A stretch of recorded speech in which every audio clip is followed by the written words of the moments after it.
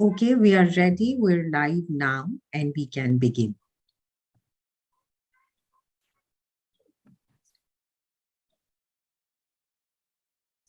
Sure. So, hi everyone.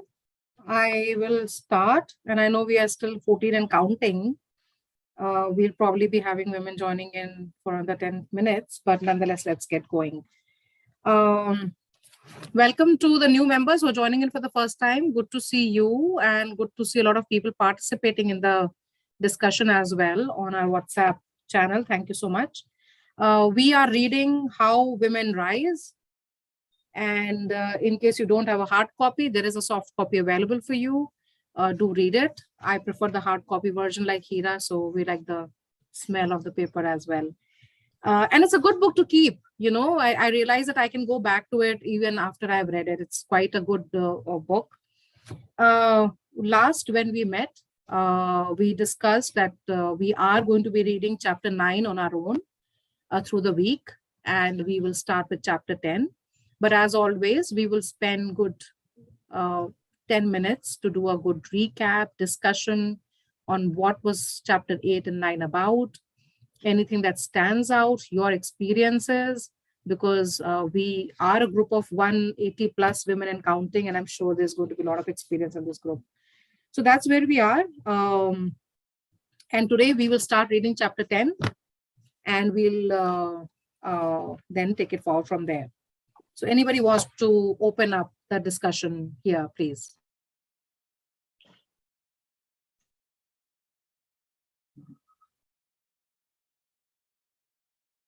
Garima, quick check. We were to read chapter 9 ourselves, right? Yes. Yeah?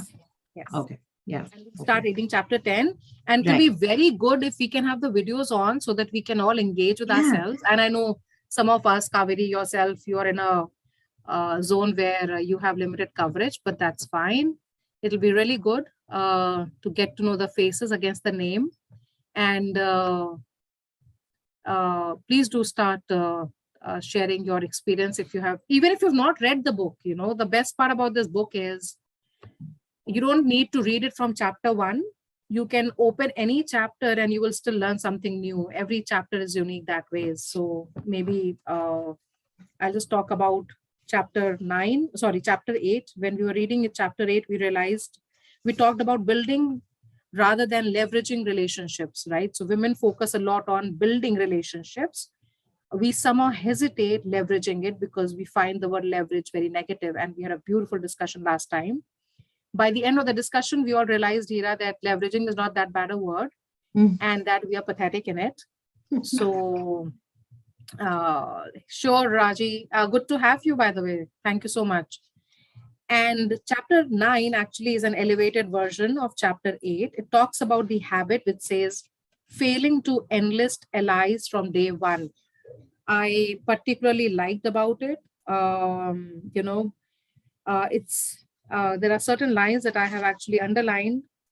And it says, to be fully credible, you are always going to need allies, because they are going to talk about you being a credible woman, you being a credible boss, you being a credible sister, or a daughter, everything. So don't let anybody think that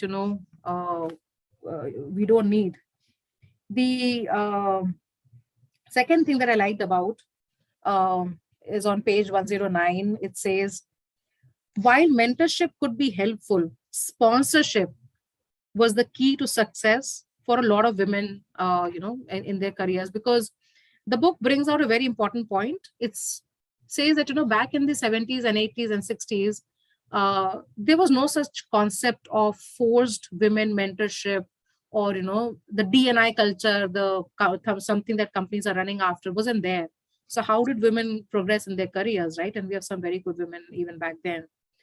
And they relied more upon sponsorship from, men either in powerful places or, anybody else. Even your team can be a great sponsor for you if they talk good about you. Let's not shy away from, building a team that, is proud to have you as a boss. So that's what I liked about this chapter. And I realized that, yes, I need to have people who will talk about me even when I'm not there.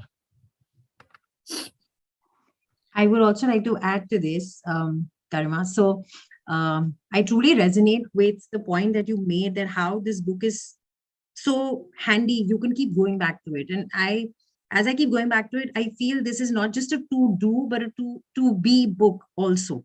Really tells me, who do I need to be?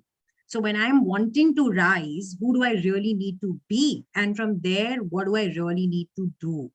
So that's how I feel this book is really a handy reference to keep going back to. And each chapter is distinct in itself in telling you who do you need to be or what do you need to do.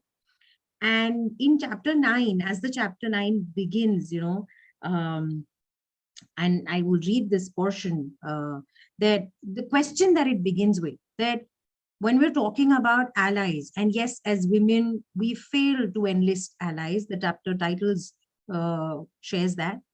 Who should I connect with to make this job a success? Yeah, so very beautiful, right there. She's bringing it up as a comparison, that how do men, why is it that it's so natural for men to have allies right from day one of their job? Because their first question to them, would be that, hey, okay, yeah, who should I connect with? Versus how should I do the job, or what needs to get done right now. And actually, I could so resonate that, oh, yeah, man, I only would think of that. Rather, it is not good of me to talk about, अरे इस job में इस level पे कौन है? अच्छा ये तुम्हारा बॉस है, अच्छा ये क्या करता है, क्या करती है? I would rather, in my head, I am thinking of, oh, this is all gossip, man, I should not be doing that. So there is so much not right, there's so much wrong, not wrong, that I put myself in. But hey, this is actually some DNA functioning. It's just so wired that way. But it's not me, Yes. right? This is not me. This is really aisa. This is the functioning actually. So we have to. I noticed that this book, with every chapter, with every few portions, I'm beginning to now. I think I've warmed up to the book. I think I'm sitting back and I'm thinking that, अच्छा, तो now what? अच्छा, तो ये मैं गलत नहीं कर रही थी. Okay, this is not me doing something wrong, being wrong, but okay, ऐसा है. And then she says that the men see connections as the most important part of their job and want to start building on day one. So the result is, the approach is a who-centric approach. And it means what? It means there is more support, there is better positioning, there's greater visibility, there is less isolation. I could so resonate with this. There are so many times at a workplace, I in all these in all these years of experience, there have been so many moments one has felt isolated. And men thrive in naturally building more camaraderie. And I think these are the ways because of which they are able to do it naturally. And another thing I would also want to share is, um, when she's talking about, yeah, it is what you do or who you're allied with. Is it, yeah, she's asking a question, is it what you do or who you're allied with? Of course, it's always going to be both. If you have great connections, but you don't deliver, yeah, performance, you will never inspire trust. But connections built in tandem with expertise and from the get-go will make for a smoother path. To be fully credible, you're always going to need allies. And yeah, I mean, I think I have to keep going back to it to be in a position to apply. And then she says, allies are at the heart and soul of a successful career. This is really the meat I find for myself. And to add to the point what Garima brought out, and I think, while I was in the corporate for my longest stint, I don't think I understood the value or what it means to have mentors or sponsors. And here very beautifully, she's talking about that there is a difference in who's a mentor and who's a sponsor. And I would want us to just, go through this, and I'm reading as is. Mentors and sponsors are different in that mentors offer advice and serve as a sounding board, while sponsors are less about talk than action. I think I did have a mentor in my boss or in, an ex-boss, but now moved to a different function. So there was more relatability, there was more comfort in sharing. And I think mentors is who I could naturally connect with. And here she's talking about a sponsor, usually a senior leader in your organization, serves as your advocate, puts your name forward for assignments, introduces you to important colleagues, and helps remove structural roadblocks that could keep you stuck. Very unique. So my question is, for all of you that, I was thinking for myself, how many of you actually have had sponsors? I mean, while at your workplace, or have you actively looked out for one? Or have you, you've created this relationship, and how has this been for you? Maybe that I had a great sponsor, Hira, in my previous organization. And I'm going to say great. I kind of sometimes really miss him. I think, you need that level of matured men who will say that, you know what, no, I will be there. And he would be that kind of a person. But in my current place, and it's after I read this chapter, I realized that, okay, he was my sponsor. All that time I didn't realize that he was my sponsor. But now I realize that, he must have seen something in me that he decided to, kind of be unannounced sponsor. Here I'm missing that one person. But after reading this, I also realized that nobody will come and tell me that, Hira, I'm going to be your sponsor. You do this. right. I have to make myself, give a face to my name by doing a couple of things, either by talking about what I've done, establish credibility, establish that, she's responsible, she is trustworthy, and then maybe go to somebody and say, you know what, hey, what else do you think I can do? So I don't want to be hesitant anymore. But she also says that, it is not healthy that so many women have come to believe a sponsorship is the only way to move forward. Yeah. So if you don't have a sponsor, don't just assume that, okay, you are bad. Right. They start blaming themselves instead of realizing it's a structural problem as well, because that is not in my control. Right. But then I thought to myself that, Garima, are you doing everything else that she spoke about, which is logical? I'm not leveraging relationships. I am not putting myself forward. I'm not branding myself. And I should be doing that to maybe attract a sponsor here as well. So a lot lies in what I need to do also to get noticed, rather than assuming that a magic thing will happen. But that's, I think, about us. Yeah. Hi, this is Vyomi. I'd like to come in. Wonderfully shared by both Hira and Garima. So in my previous organization, I had a wonderful experience with the sponsor, because the book talks about a situation where a lady was put into a team of I think, was it maritime lawyers or something, right? Lawyers. And all men, so it's a technical field. She's not used to it, and then she's brought in actually to lead the team. So I've been in a similar situation wherein, I was brought in to lead a team of 15 men, and the subject was not my subject. I was probably brought in for my leadership skills, but I totally struggled, because me being a woman, I just wanted to be perfect at what I do. I wanted to know the subject matter in and out. And the men were very hostile because, one of them was supposed to assume that leadership position, but the sponsors and the leaders, chose me over him because there were other underlying systemic issues, etc., with the team. So I was very fortunate to have my, sponsor back me up, etc. But then I realized, that I had not built allies outside of, other areas, which I could have, actually used had I been aware of this. So this, this concept of building allies, no matter where it might be, because she talks about, somebody being a weak link. So I never realized that. So it was, really, really an eye opener. So that was something that I wanted to share, that, these kind of things can happen to anybody. And, you feel really stuck then. And if it's really a toxic culture, then, you really don't know what to do. So great advice, great reading. That's what I had to share. Thank you.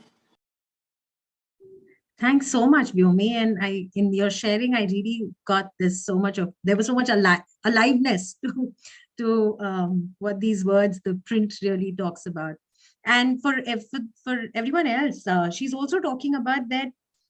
Yes, as we've spoken, that sponsors, we need to attract sponsors. And how do we do that? Page 111, and here she's talking that to attract sponsors, employees need to make their skills, strengths, and work known to colleagues as well as to senior leaders. They must build reputations as flexible, collegial professionals who are consistently committed to their own career development. And how would you do that? By actively engaging with allies, and preferably from the day that you start your new job. So unhesitatingly, I think that's the key, which goes out to say. Yeah, that's really what Unhesitatingly is very important. To become Quote that person unquote. that you can, yeah, quote unquote, because the hesitation is there. You really have to challenge yourself to be unhesitant. Yeah, yeah, absolutely. Great. So I think, yes, we can now move on to start with chapter 10, unless someone wants to come in and share. Yeah, will you be sharing the book? Because I can't share. It says disabled. So if you want, I'm ready to share. Just give me the rights. Sharing. Can I ask for a little help? Yes, please, Sapna. I'm unable to access the books. I'm going to that Wow Gym library and I'm unable to, there are so many options and I don't know where to go. Yes, so I think we will probably release that link today again, but somebody has sent the book already on WhatsApp. So you can Okay. maybe pick up the ebook from WhatsApp as well. But we're just trying to put the book available for everyone. So maybe by Monday we'll send you the link or something. Okay, But it's no there on issues. WhatsApp. I think somebody circulated it. Yeah. Okay, thank you. Garima, I've made you the co-host. Could you Sure. share it? Yes, I can do that now. We'll be starting to read chapter 10, which is the 6th habit. Anybody who wants to read? It says putting your job before career. And I think those are two words we often use interchangeably a lot. When we were young, we didn't realize that there's a difference between a job and what is a career. So yes, I think this is a good chapter. Anybody wants to read? Karma, Shall I go? nobody's going to, yeah, sorry, please. No problem. Go ahead. Okay. Habit 6, putting your job before your career. We frequently work with smart, talented, hardworking women who quickly ascend to a certain level and then remain here for an unusual long time. These women often rationalize their situation. Can you just scroll a little up? Yeah, thank you. Their situation, citing things they like about their jobs, such as the comfort of long-term relationships and being able to use skills they have had a chance to hone. But deep down, many of them feel frustrated. They watch colleagues who entered the company in the same year they did sail past them. They see someone they hired snag a high-profile job they did hope for. They watch their salary increase by tiny increments despite outstanding performance because their company's policies peg salary to position. If you find yourself stuck like this, you may have devoted so much time and energy to doing your job superbly that you have neglected to take the steps needed to propel you to the next level. Maybe you haven't built the visibility and connections you need to create a demand for your skills. Maybe you have sent so many signals that you enjoy being where you are that people no longer think of your name when a higher level position opens up. Uh, yeah, thanks. If this describes you, you're probably focusing on your job at the expense of your career. You are looking at what's on your plate now instead of seeing the big picture. You are sacrificing your long-term prospects on the altar of today. Of course, you may love your job and feel it's great fit. So your reluctant is understandable, but remaining stuck is never a good idea. Staying in the same job too long undermines your long-term satisfaction and feelings of one sec, yeah, of feeling of self-worth. It diminishes your ability to have an impact as well as your earnings potential. It sidelines you and sends a message that you don't believe you deserve better. Why does this happen so often with women? Is there an underlying reason? Of course, your organization may be more challenging for you than for men who fit the boss image of a real up and corner. But often there's something else to play. Perhaps you feel undecided about what you really want to do and let your uncertainty paralyze your ability to act. Or maybe you are temperamentally averse to risk. But in our experience, the most common reason women put their job before their career is rooted in one of their greatest virtues, loyalty. Research shows, we want to discuss, or shall I go on?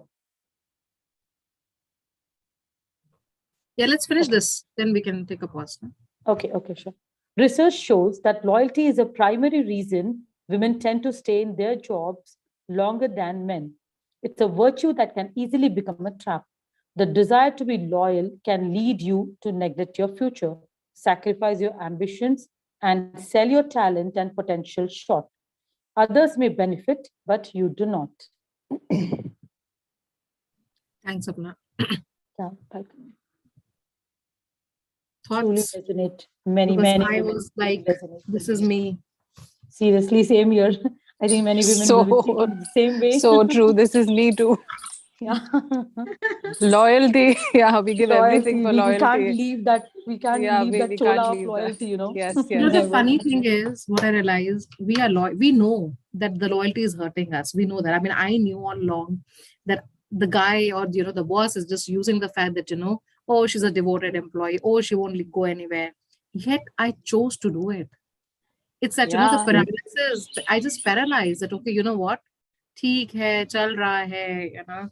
So I don't know. Is this, I just want to share a little bit that just on December 1st, my manager has just, came up that there is a business requirement and I have to shrink my team. And then you will be, heading out of my team. And then it was only me. And because in March, now we have appraisal forms and all for promotions. And now he's just, took out from me from his team. And on December 1st, I have joined new team and again new training and all that. So it's like literally kind of paralyzing ourselves, and we can't speak. I They think, have Sapna, I end know it reasons. hurts. Yeah, I know it hurts, but trust me, sometimes such forced changes are for good. You Actually, never I know. took it in a positive way for the learning Yeah. new things. So I'm just taking it. Yeah. Yeah, take it slow. I think change is always, and thank you so much for opening up. But uh, sometimes it's forced upon you, and there is always I don't know, maybe it's a sign that you were not supposed to be there. So take it forward and move on. Just Yeah, don't just took it in a waste your time positive in the way. expertise loop that I have to be expert to everything, like we talked about earlier. And start making your Yes. allies from day one. I think this is a great opportunity for you to reinvent yourself. Actually, yeah. Thanks for it. Thanks for the courage and support. We are here for each other anytime anybody else wants to, anything that resonates. I know in your previous job, if you're no longer working, or otherwise, before we move on. For me, I think that risk averse part comes in, like it's fear to switch to another job. Maybe you'll have to establish yourself again, and will we get the same kind of flexibility that we are enjoying currently in the next one also? So will we be able to manage with small kids and everything? So all those actually make me stand still for some more time, even though I don't want to, even though if I like the other prospect as well. But then the mindset, or that what I say, like there is a friction. Not friction is not the correct word, but that dilemma, like what will we be able to manage in the new new job if we with all these responsibilities as well, like the way do we do here, because here it is always flexible and everything. So I think that risk averse part comes into my way always. You're not the only one. I think that's with everyone. So I don't really know, but if this helps, but risk will always be there, even if you continue where you are, it doesn't guarantee that, you're going to be able to do better. Yes, Amrita, please. So, Garima, this makes me think about my beginning of career. So, basically, I joined after college. I did the travel and ticketing course, and I was working in a travel agency. I was a very timid and a shy person. So, airlines, I kind of ruled it out totally for myself. So, I was working in an agency, and I stuck there out of loyalty till nepotism. I saw blatant nepotism happening in front of me because I was doing everything and somebody was getting paid more than I because the person was known to the boss, And that's when I made the move. So I'm just thinking now that if the younger me had read this book, probably I would have taken more, an action faster than waiting till the 9th hour, that like I felt really, I think my ego got hurt that I was managing the complete agency by myself and putting so many hours, whereas that person had just walked in and was like acting like Lord and Master. That's when I moved. So I think complacency and comfort zone were two things that were there because I'd gotten comfortable traveling to and fro, and also that I felt a sense of gratification that I'm managing the whole thing, whole show by myself, So it's only when I saw the difference of the salary factor that then it literally hit me hard and I moved on and I did better thanks to that. So I think Sapna was talking that don't look at the new thing as something. It sometimes things happens. One door shuts, another door which comes can be better and bigger for you. Yeah. Seema, do you want to share something? You're asking me? I'm done. Seema, I think Seema raised her hand. Okay, yeah. Seema, Balwinder. Yeah. Please. Yeah, for me, when we were reading, there was at one point it said, temperamentally averse to risk, right? So in all possible, it may not be professionally in all respect of life. So the thing what we get scared of is kind of the risk, or what we put for risk is my take here. So the fear starts from there because we are hesitant to take risk, one. And another thing is, like as Amrita was saying, yeah, I too felt while I was reading this how I wish I would have read it earlier, like say 10 years ago, right? Like possibly I would have been somewhere else. Yeah, I reached somewhere, that's good, but I would have been somewhere else, right? So but the thing is, that time the time was different. I mean, the whole world was going through certain changes, and then we were brought up in a different way, and right, yeah, I feel the fear of taking risk, or what are we going to put at risk, how much are we ready to put at risk, is something what I'm taking back from this point. I mean, everything is boiling down to that, I feel. Yes, and here you are. You're temperamentally averse to risk. That's so true. But like you rightly said, you will have to, probably what works well is just sit with a calm head, whatever helps, go back and list down what you can do and what is it that you're going to lose.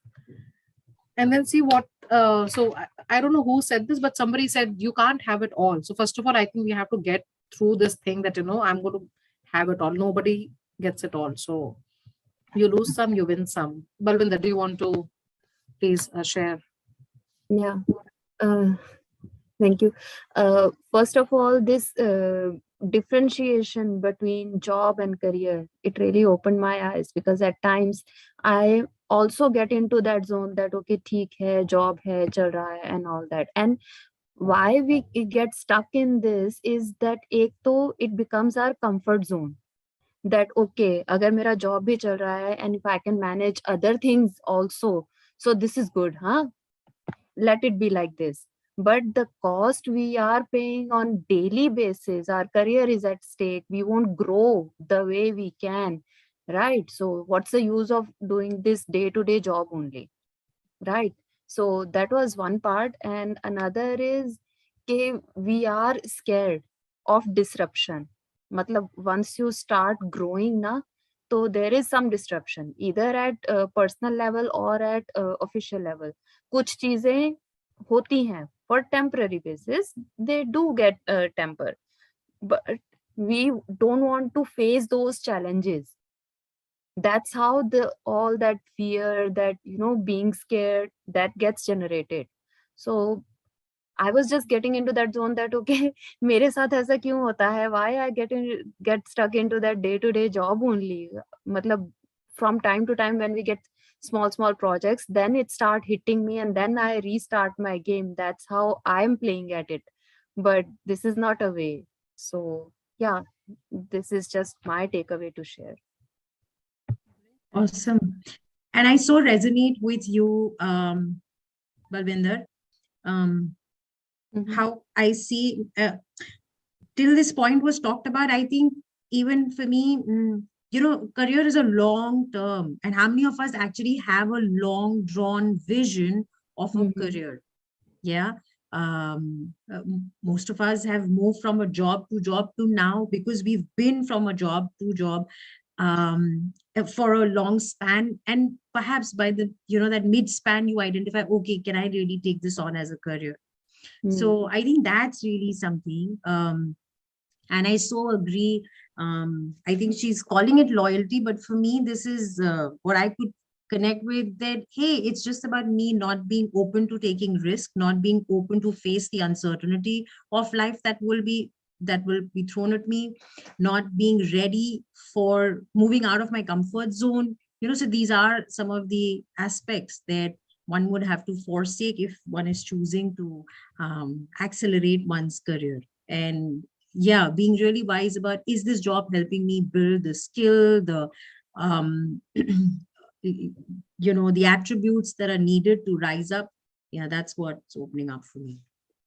Yeah, I think that this happens because our career goals, they are not there in front of us on daily basis. So out of sight, out of mind, that's how it happens. Yeah, possibly. Yes. Yeah. Shall we continue reading? Yes, we should.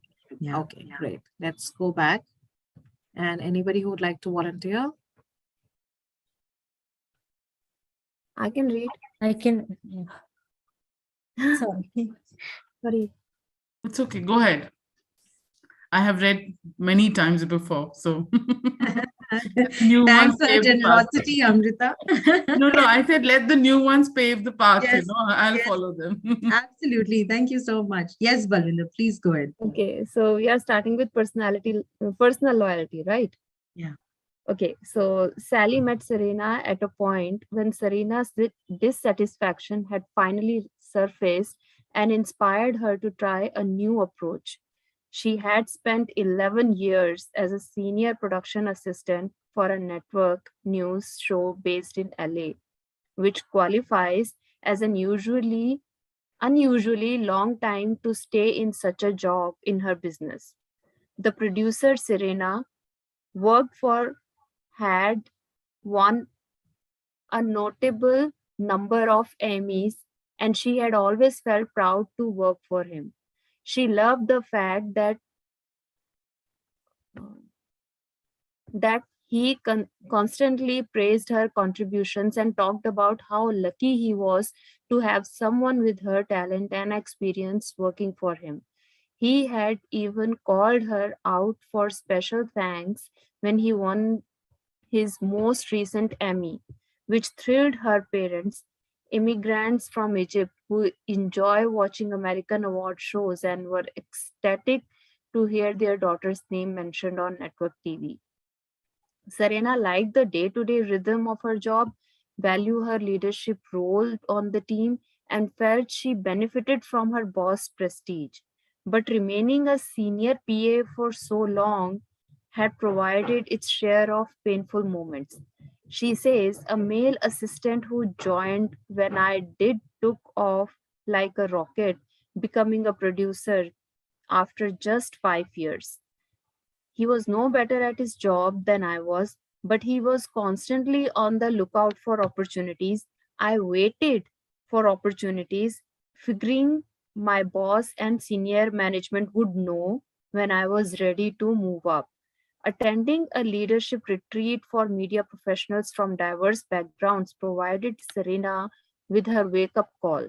The program focused on career development, participating in the workshops, and getting individual coaching helped her see that she needed to start thinking long term, or she could end up being a PA for the rest of her life. The experience also forced Serena to confront the role she had played in keeping herself where she was. Like many women, she had always taken the just work hard approach, attending to what needed to be done that day, that week, or that month. She says, I knew I wanted to produce, but I always figured that when the time was right, it would happen. That retreat made clear that my approach wasn't working. I needed a different plan. As she considered how to take action, Serena realized her first task had to be letting people at the network know she was ready for a challenge. But the thought of doing so stirred up strong feelings that gave her a clue to the fears that had held her back. Just the idea of telling my boss I wanted his support in becoming a producer basically filled me with dread. I was afraid he would see me as disloyal for leaving him in a lurch. I was afraid he would think I had just been using my position with him as a stepping stone, as if standing on the same stone for 11 years wasn't enough. The more she thought about it, the more Serena realized that her sense of loyalty was keeping her stuck. Because she felt grateful to her boss, she had never pushed for another position. And while he had never exploited her, Serena's passivity had benefited him at every turn. Serena also realized that although her boss had always been lavish in praising her, he mostly did so to staff and other producers. He had never raved about her work to the senior network people in New York, yet they were the ones who needed to know what she was capable of if she had any expectations of moving on. Why wouldn't he have talked to them about me? She wondered, partly because I would never asked him to, but maybe the answer was that I had made myself indispensable to him over the years. So why would he have taken the initiative to help me move on? Don't get me wrong, I'm not saying my still being a PA was his fault. I did it to myself. But I needed to get over my attachment to being seen as totally loyal if I wanted to become a producer. Some of Serena's resistance had to do with family. She knew her parents would never understand her wanting to move higher, not only because they idealized her boss, but because they came from a culture in which anyone who managed to land a decent job hung on to it forever. In Egypt, you were lucky to have any job. So you proved yourself worthy by being fanatically loyal. If you weren't, you were seen as arrogant and irresponsible to your family. Once Serena understood that loyalty had been the chief factor in keeping her trapped, she was able to approach her boss about her desire to move ahead. He was immediately cooperative, and within months, she was producing a series of documentaries in New York. I was so worried he would think I was disloyal, she reflects. But most jobs are stepping stones on the way to something else. And I have come to realize there's no shame in using where you are to position yourself for what you want next. Of course, he understood that. How could he not? That's what he did, or he wouldn't have gotten to where he was.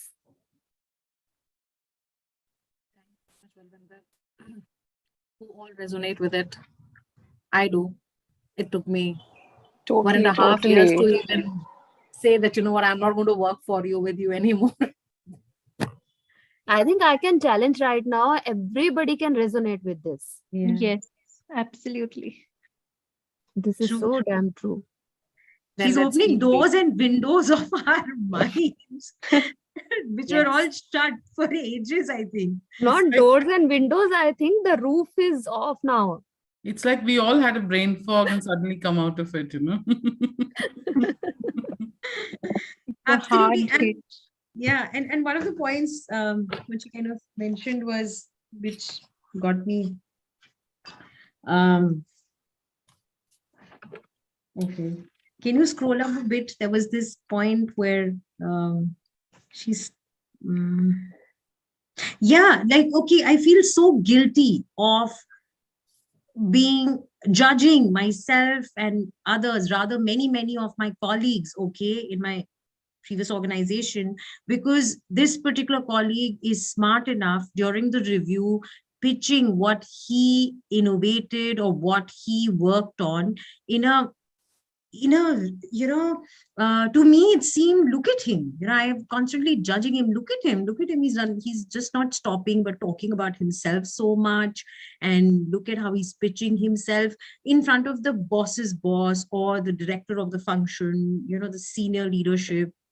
And in just reading this, I feel so guilty of judging people around in the organization. However, what they were doing is not just focusing on being loyal, but really focusing on growing and rising and showcasing the work that they're doing. So, yeah. To be honest, I'm questioning what we have been taught while we're growing up. Then don't talk about yourselves. I'm literally questioning each and everything what we've been, Yeah. it's completely different than we've been thinking about all these years. Yeah. Right. Absolutely. Yeah. That's just a lot of us. Yeah. Welcome to the world of, I think it's no longer learning. Am I learning something? I think the question should really be, what am I unlearning today? Yeah. There is so Absolutely. much, because it's only in my unlearning that there is more space to learn. So I think that's really comes to me. That is the You've said it so beautifully, Hira. It's in my own learning that there's space to learn. So true. Yeah. You should copyright that. Okay. Okay. I wrote Okay, it already in my notebook by Hira. Let's awesome. continue reading. Yes, please. More on loyalty, I guess. That was about a story. Who wants to read? Anyone? Can I? Sure, please, Amrita. Thank you. Team loyalty. Serena was loyal to her boss, but we often come across women who sacrifice their ambitions because of loyalty to the team or unit. Carlos Marin, an executive coach who works extensively in Latin America as well as the United States, finds overcommitment to their team to be the primary reason women fail to invest in their own careers. Can you go down?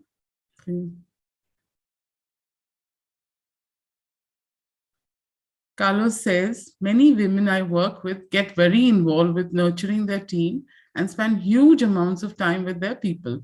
This is great for their people and it can provide intrinsic rewards for the women, but it doesn't necessarily serve them to be so internally focused. That's because, in Carlos' view, their devotion to their teams can cause highly accomplished women to neglect building the networks with senior leaders and external partners they need to advance. So while their male colleagues are building relationships that will help them in the future, the women are spending all their waking hours managing their teams. They appear to enjoy it, and it certainly pays off in terms of the team's performance. But it doesn't get the women where they want to go. Not only are these women failing to build the relationships that could position them for the future, they're actively honing and advertising a skill that identifies them as suited for a less than senior level. As Carlos points out, managing a team superbly ultimately proves you have great skills as a manager. But building strong outside networks is a promotional skill aimed at getting recognition for the larger organization. So while women are honing their management skills and sending the message that they are wonderful managers, their male colleagues are busy building promotional skills and sending the message that they're terrific promoters.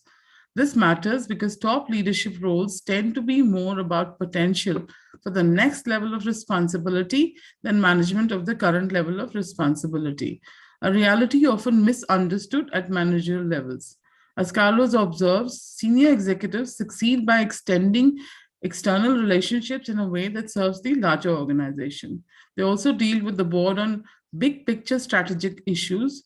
They do not succeed by only being great managers of internal people. Can you scroll up? Thank you.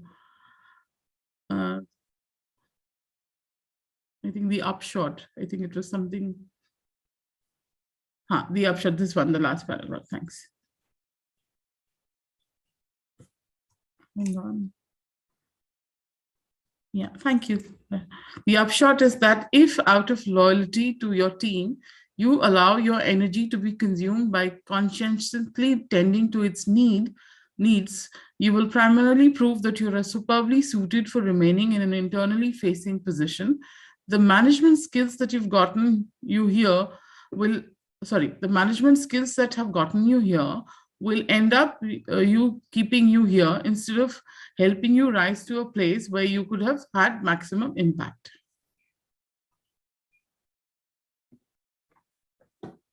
Should I continue? Yeah, I think we have some 12 minutes. If everybody is okay, we can continue. Or if you want to discuss, we can do that also.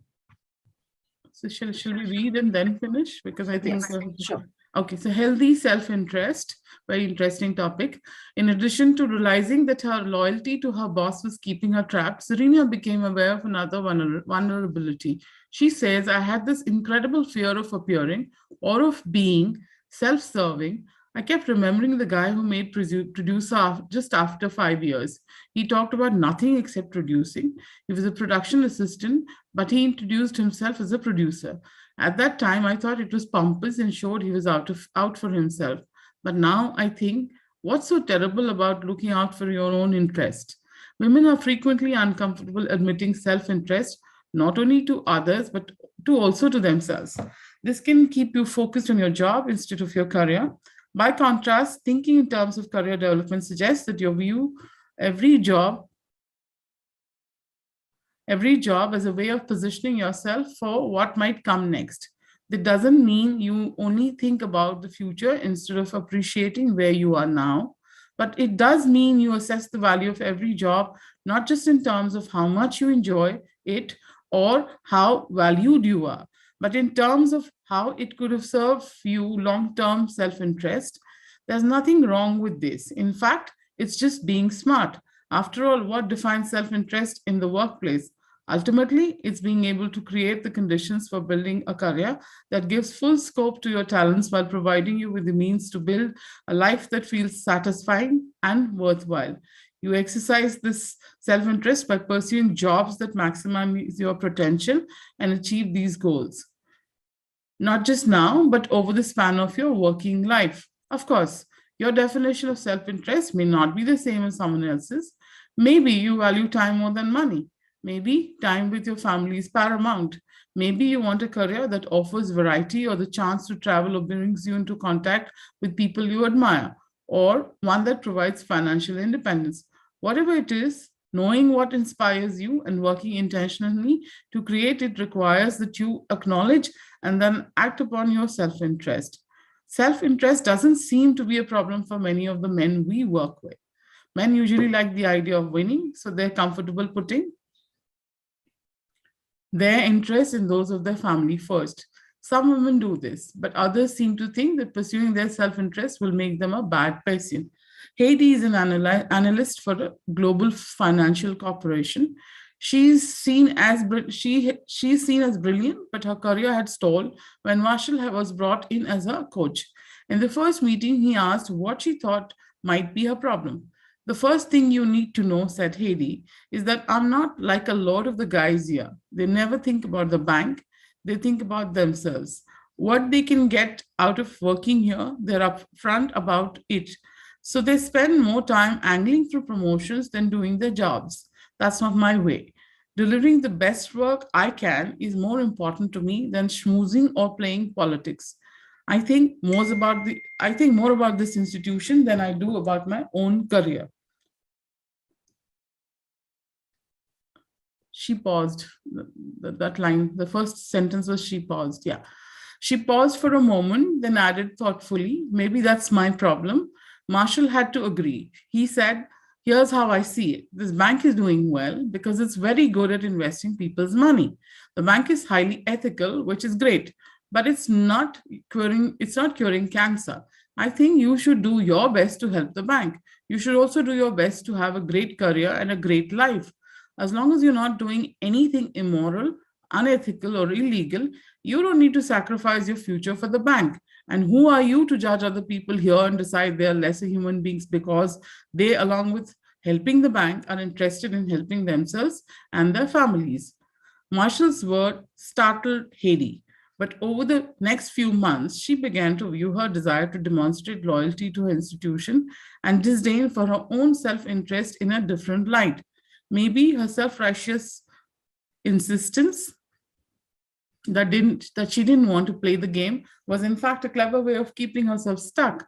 She began asking herself what she really was trying to achieve. Why was she at the bank? What kept her in her job? And where did she ultimately want it to lead her? If her values were so at odds with the demands of her profession, would she be better off at a nonprofit? Or was she simply trying to deny the very real satisfaction she took in her work as an analyst? Pondering these questions forced Hayley to realize that her judgments about the people she worked with only served to alienate her and making her feel misunderstood. To be honest, she enjoyed using extraordinary analytic skills and insights. She loved the intellectual challenge, and she felt a guilty pleasure when she bested her colleagues.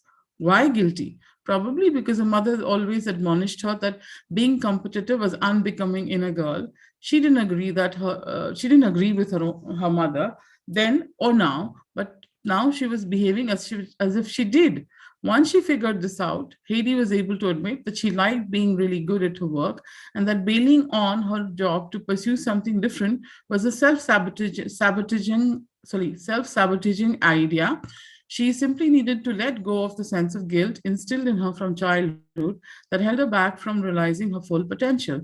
She needed, in Sheryl Sandberg's phrase, to lean in. Can we move up? Thanks. So if you're stuck in the loyalty trap or have a problem admitting self-interest, or if you make a big point of disdaining the politics you see other people play, you can benefit by considering how well these attitudes really serve you, how suited they are for getting you where you want to go. Women who use their jobs as a way to avoid thinking about their careers often have a problem admitting to ambition, but the world needs ambitious women. Why not you? That we end this chapter about loyalty. Maybe the question should be, so the world needs ambitious women. Are you the one? Are you as ambitious as you want to be? Yeah. How many of us say, yes, I am the one? Okay. Yes. Let's see the show of hands on screen. Can you, can you go off? Yeah. How many of us say, yes, I am that ambitious woman? I wish I had been. Well, you can be ambitious wherever. I mean, it's not only at workplace. Can you be, I mean, we can be ambitious in life too. You can be ambitious now also. Yes, absolutely. Am I that ambitious woman? Because isn't that what she said, right? That we shy away from even calling ourselves as, hey, I'm a smart woman. I'm a kick-ass woman. Like, yeah. And isn't that really what this book is talking about? How many of us take pride in calling myself? I mean, it took me such a long time to convey to my father that I was negotiating for a job because I felt I deserved that. And I will not take it up till if this is not what it is. And he just couldn't get it. But I don't, and now I get that, oh, I have, I am now getting present to that. Hey, I take pride in being an ambitious woman. So what? So I think, yeah, that's really so awesome. Awesome. Now, this is a picture of the day for me. And this picture will go on our book club. Yes, these are the ambitious women in our book club. This should have the caption saying, "We are kick-ass." Yes, you got that. We are kick-ass. Absolutely. Vyomi, where is your hand? Why did it drop? Sapna. Okay, I want you to raise your hand. Yes, yes. Okay, okay. How about the others? Okay, Sonia, Soni, Rajeshwari, Deepa, Sindhuri, aren't you kick-ass enough? You are. Yeah, wow. Okay, great. So now there are more. It looks like. Okay. This be something that, we say every day when we wake up the first thing, Yeah. I'm kick-ass. I'm listening to the song these days, that Unstoppable by Sia. Yes, yes. A new manifesting yes. song. Right. Yes, Sorry to interrupt. you're- Okay, Kaveri, I want your support. My WhatsApp isn't on my laptop. And can you take this picture? Doable? Or let me just try once again. None of you will drop your hands, okay? Just give me a minute. Sorry about this. I'm on my phone. I can't get more than 4 faces together. Okay. All right. Someone else can. I'm sure someone else who's on a laptop can take the photo Yeah, and send. can someone else take this picture? I just clicked one. Let me check. Yeah, I can take screenshot.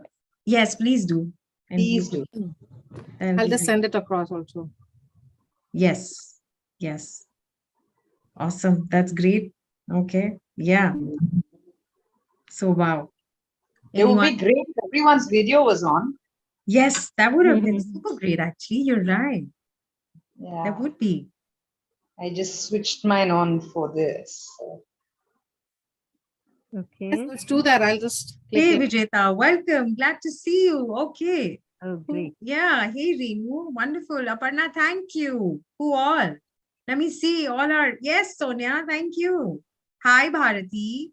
Wonderful. So this is how kick-ass looks. Awesome. Okay. Vyomi is right here. Renu is here. Disha, are you coming up? Meeta, are you showing up? Kavya, awesome. Hey, Disha, glad to see you. Maya, glad to see you. Aparna, Sindhuri. Okay, now who's taking the picture? Okay, so Garima, you got this. Yes, I did. Thank you so much. Yay, okay. Okay. And has everyone come in on all the screens? Okay, Now keep it Sneha, straight. Sindhuri. Okay, Shall I great. take? Or someone else is taking? This is Seema here. Okay, Seema, sure, please go ahead. Yeah. Awesome. Okay. Say cheese. Okay, all hands up.